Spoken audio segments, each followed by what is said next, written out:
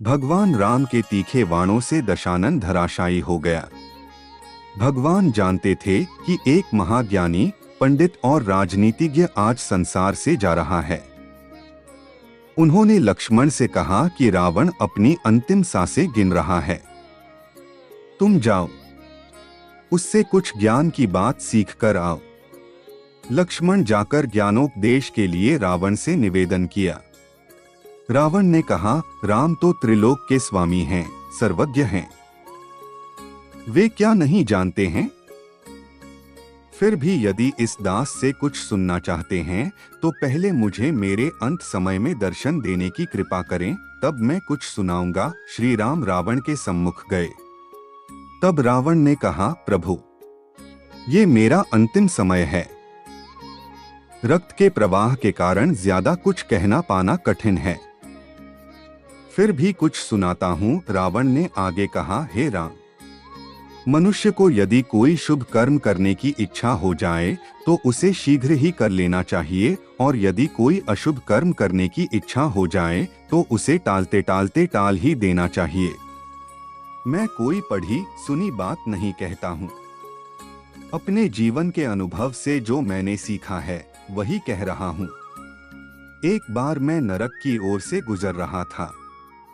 वहां मैंने देखा कि जीवों को बहुत दुख दिया जाता है।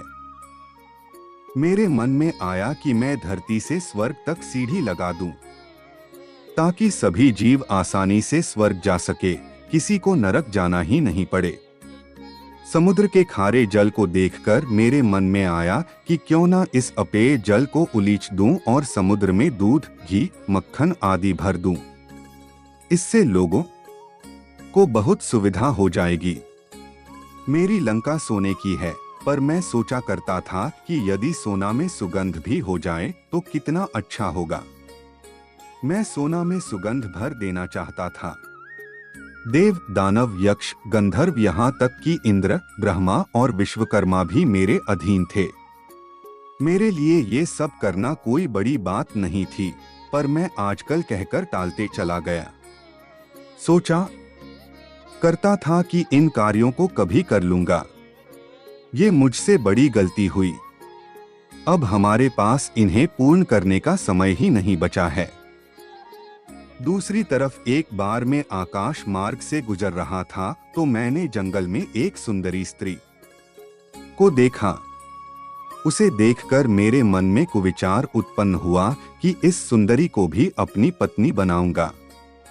हे राम, मैं जानता था कि पराई स्त्री पर बुरी नजर डालना पाप है, लेकिन मैं अपने आप को रोक ना सका और मैंने आपकी भार्या का अपहरण कर लिया।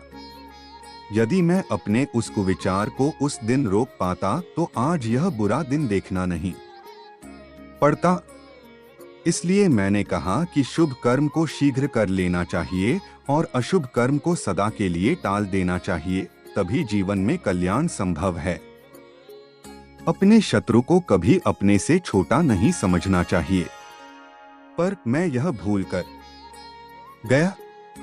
मैंने न केवल हनुमान को छोटा समझा बल्कि मनुष्य को भी छोटा समझा। मैंने जब ब्रह्मा जी से अमरता का वरदान मांगा था तब मनुष्य और वानर के अतिरिक्त कोई मेरा वध न कर सके ऐसा कहा था, क्योंकि मैं मनुष्य और वानर को तुच्छ समझता था। ये मेरी गलती थी। रावण ने अंतिम बात ये बताई कि अपने जीवन का कोई राज हो तो उसे किसी को भी नहीं बताना चाहिए। यहाँ भी मुझसे गलती हुई। मैंने अपनी मृत्यु का राज अपने भाई विभीषण को बताया, जो आज मेरी मौत का कारण बन गया। ये मेरे जीवन की सबसे बड़ी गलती थी। इतना कहकर रावण का गला अवरुद्ध हो गया और उसके प्राण पखेरु उड़ गए।